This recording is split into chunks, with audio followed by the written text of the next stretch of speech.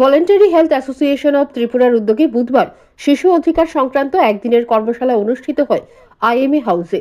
এই কর্মশালায় উপস্থিত ছিলেন পশ্চিম জেলার ভারপ্রাপ্ত জেলা সভাধিপতি বিশ্বজিৎ শীল, ত্রিপুরা চাইল্ড লাইনের chairperson Jayanti Debbarma, voluntary health association of ত্রিপুরার চেয়ারপারসন ডক্টর শ্রীলেখা দে, এক্সিকিউটিভ ডিরেক্টর সহ অন্যান্যরা। এই কর্মশালার বিষয়ে এদিন সংবাদ মাধ্যমে অবগত করেন ভলেন্টারি হেলথ অ্যাসোসিয়েশন অব ত্রিপুরার executive director doctor Sujit Ghosh.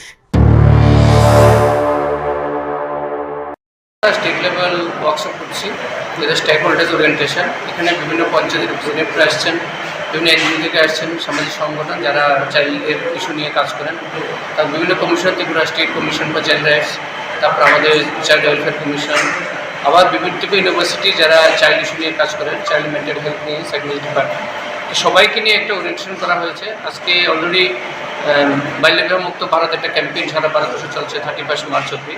এই সবগুলো মিলিয়ে আমরা চাইছি যে যারা স্টেক হোল্ডার যারা আছেন, বিভিন্ন পঞ্চায়েত থেকে শুরু করে, বিভিন্ন এনজিও থেকে শুরু করে, যারা বাচ্চাদের ওদের একটা ওরিয়েন্টেশন, ওদের কি অ্যাক্টিভিটি হতে পারে, কি যে কাউন্সিলিং করতে পারে, ওদের যে বাচ্চাগুলি ফ্যামিলির মধ্যে আছে, পঞ্চায়েতের মধ্যে আছে, যারা বিভিন্ন কমিউনিটিতে আছে, ওদের যাতে এই বিভিন্ন সমস্যা না হয়, পড়াশোনা থেকে শুরু করে, বাল্য বিবাহ থেকে শুরু করে, শিশু শ্রম, এই বিষয় নিয়ে বাচ্চা কীভাবে রক্ষা করা যেতে পারে, সবগুলো মিলিয়ে আজকে একটা ওয়ার্কশপ।